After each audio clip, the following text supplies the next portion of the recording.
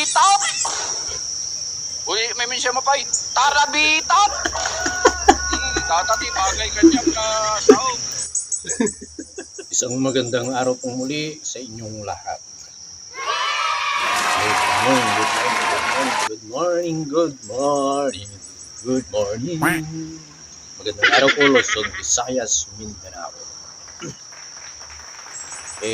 Kasi nga ay kahapon nakagawa tayo ng isang video vlog at yung reaction doon sa isang babaeng sabi nga ni kapatid na Just Vlog, Tarabitab. Hindi mo makakalimutan. Ulitin natin. Panoorin natin. Ang talagang bastos itong babaeng ito, ha? Tarabitab! Ulitin ko nga. Tarabitab! Uy, may siya mapay. Tarabitab! Tatati, bagay kanyang sao. Direct to the point. Wala nang paligoy-ligoy. Tirahin natin yung babaeng Tarabitab. Hindi makakalimutan yung sinabi ni kapatid na Just Vlog. Shout out po sa inyo, kapatid na Just Vlog. Pero patiin ko rin yung mga nagko-comment. Magandang araw po. Maraming salamat sa mga kababayan natin na nagko-comment na dyan sa aking mga video sa mga kapatid dito sa Pilipinas, sa Luzon, Visayas, Mindanao at sa abroad, yung mga nasa ibang bansa. Mag-iingat po kayo lahat dyan. Maraming salamat sa patuloy ninyong pagsubaybay sa mga vlog natin na mga hindi ko masabi kung may katuturan o wala. Oh no! Ito, diretsahin na natin si Tarabitab.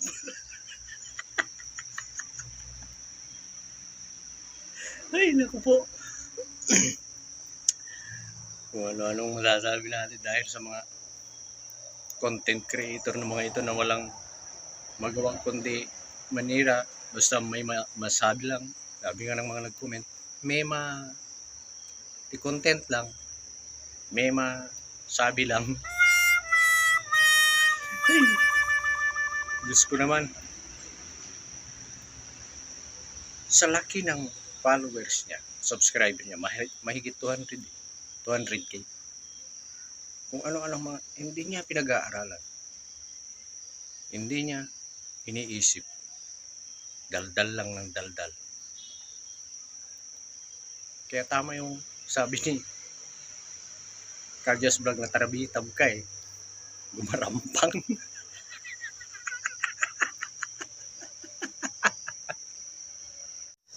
Ito, yan yung babaeng yan.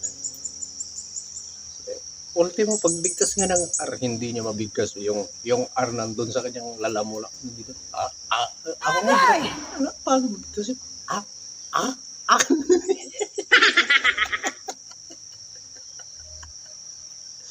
Siguro nung bata ito ay, kung maliit pa siya, nung maliit na bata, hindi siya pinakain ng baboy na lalaki. Dapat pinapakain sa kanya.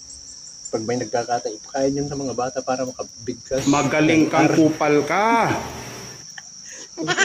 Yung lalaki naman ang pakakainin yung babae na baboy.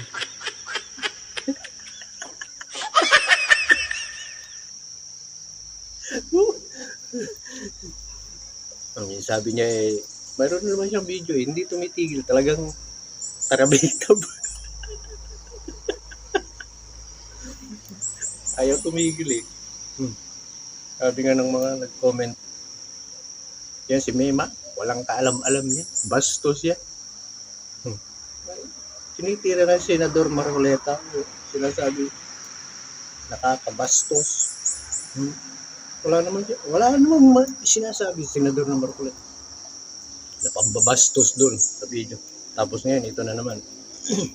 Pinagbibintangan niya si Eden Santos, magdidimanda daw.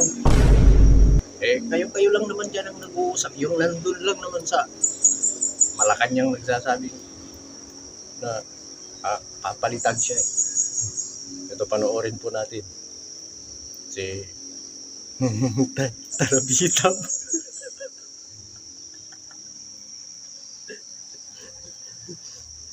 Kasi sabi niya magdemanda daw. Sino ang idedemanda?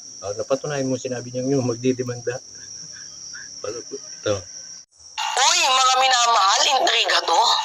May katotohanan kaya na magsasampa daw po ng reklamo, allegedly, itong reporter na sinipa ng MPC. May katotohanan. Tinan mo. Tinan mo.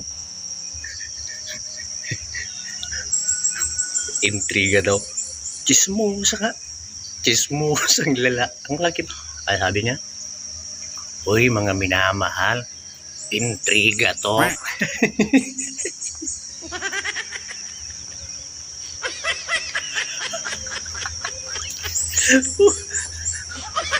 Nagdadakkel na kita matang. Isipin mo, 200 mahigit yata ang subscriber nito. Ganyan ang pinapakita mo sa social media para sa yung mga subscriber. Good influencer ka ba talaga? Paggamit-gamit ka pa ng allegedly, hindi mo yata alam ibig sabihin yan. Di umano, ganun yan eh. Hey, tuloy natin. Sino ang didemanda? Sino magdidemanda? Ay, naku naman. Ito nga. Kaya ang report na nabalitaan natin. Tanong lang po. Ngayon, meron akong kwento sa inyo, mga minamahal. Bilang isang vlogger and also content creator, nakikita nyo naman kung paano tayo ka-vocal sa ginagawa ng ating presidente. Kami nga, di ba na sobrang vocal dito kay PBBM. Ang hirap naming makakuha ng accreditation. Feeling naman ito parang kilalang kilala siya. Kilala ka ba ni PBBM? Feeling. Mima. I-content ka lang.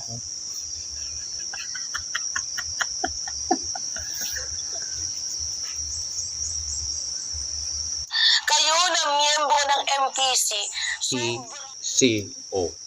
Hindi niya mabigkas. MTC ng MTC.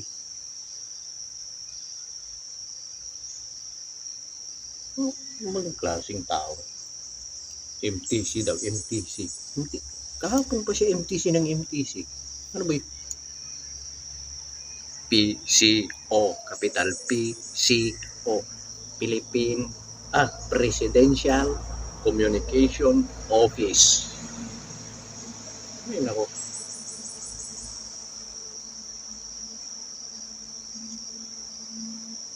Mema, sabi ka lang, Mema, i-content ka lang kung sino-sino yung mga sinasabi mong tao, sino-sino yung dinadamay mo.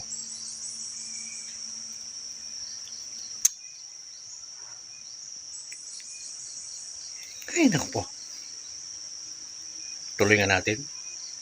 Ay, ang daming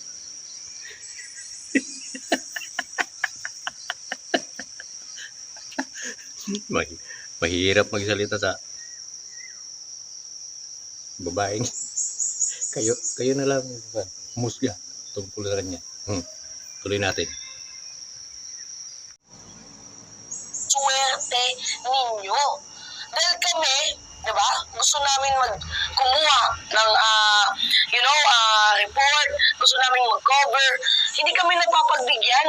Pili lang po ang mga vloggers. Tapos minsan, meron pa silang sinusunod na protocols. Limited lang din ang kanilang pagpasok. Mas priority pa nga yung miyembro mismo ng MPC. Ang pinapalabas ngayon ng mga DDS, MTC na naman. Bakit? Hindi mo ba alam yung PCO? MTC ka ng MTC dyan.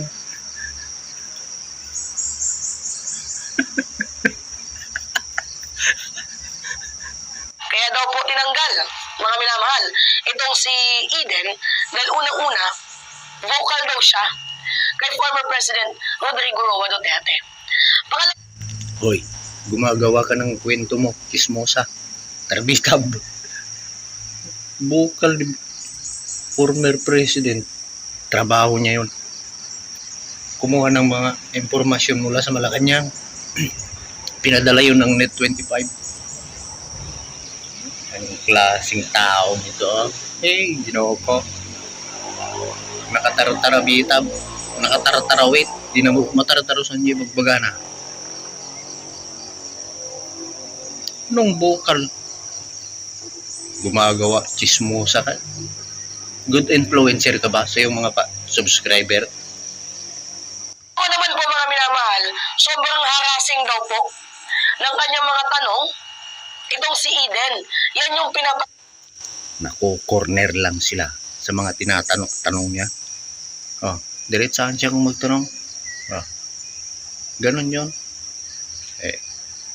Yun ang gustong malaman ng tao, yung katotohanan.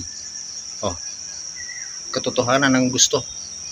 Hindi yung kasinungalingan na kagaya mo. labas ng mga DDS. Pangatlo, mga minamahal, kinikitil daw po ng administrasyon ang freedom of the press. Alam niyo kung ano yung nakakatawa dito? Unang-una, kung sagutin natin yung pangatlong tanong, kinikitil nga ba ni PBBM ang press freedom? Mga minamahal, makikita niyo naman yung sagot eh. Kung kinikitil ni PBBM ang freedom of expression, bakit niya pa kailangan kumuha ng mga reporter? Isipin niyo na lang. For example, Daily Tribune. Yung Daily Tribune, kilala natin sa pagsusulat ng kanilang report na matinik. Di ba? And sobrang vocal dito kay former President Duterte. Pero tingnan ninyo, nakakasama pa nga natin sila, di ba? Nakakasama pa nga natin ang Daily Tribune. So, hindi panggigipit ang tawag doon. At hindi rin po pagkitil sa freedom of expression ang ginawa ng MPC na pagsipa kay Eden. Kasi hindi lang po once na nag-violate itong si Eden ng code, ng, report code na yan, yung number 25-1, di ba? Hindi lang isang beses na nag-violate itong si Eden. Twice na po yung kanyang ginagawang pagbibida-bida.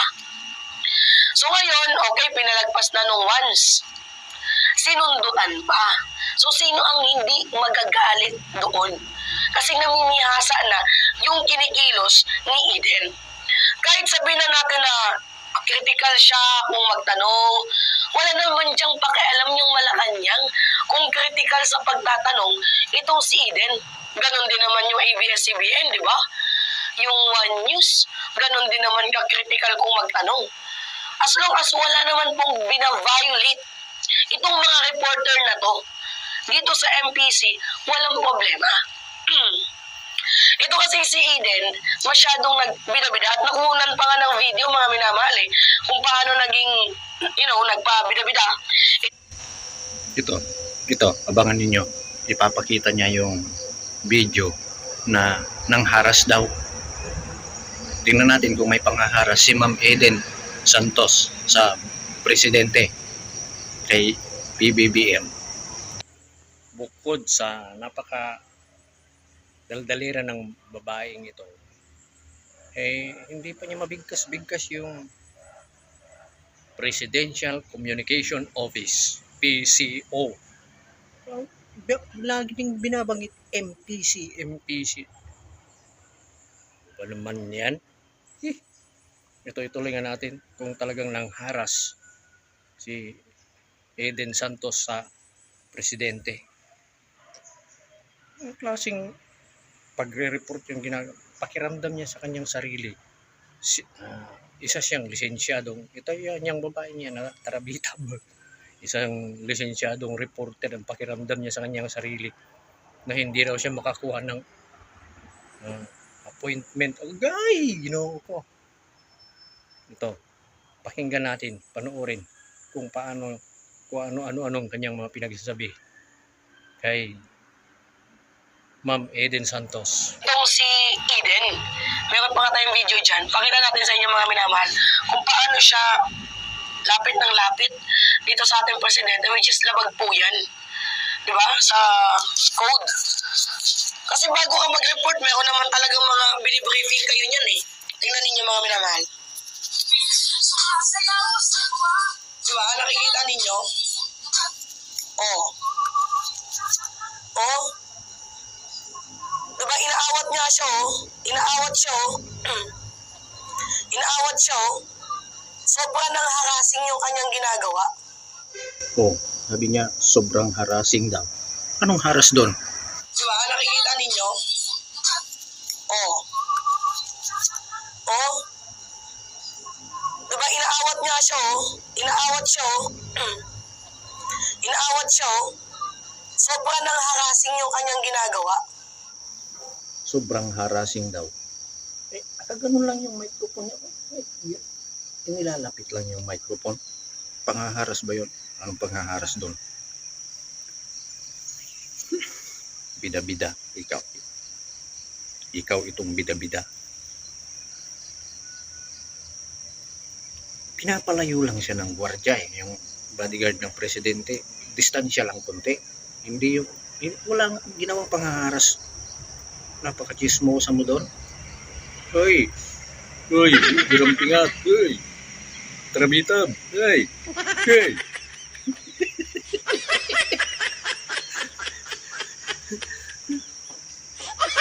Ito naman. Ito, sabi nga ng mga nag-comment, mema, sabi lang, mema, i-content lang.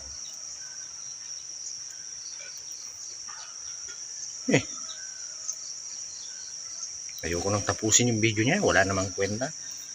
Walang kakwenta-kwenta, walang kalatoy-latoy.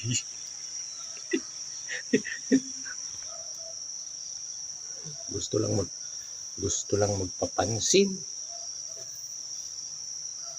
KSP, kulang sa pansin.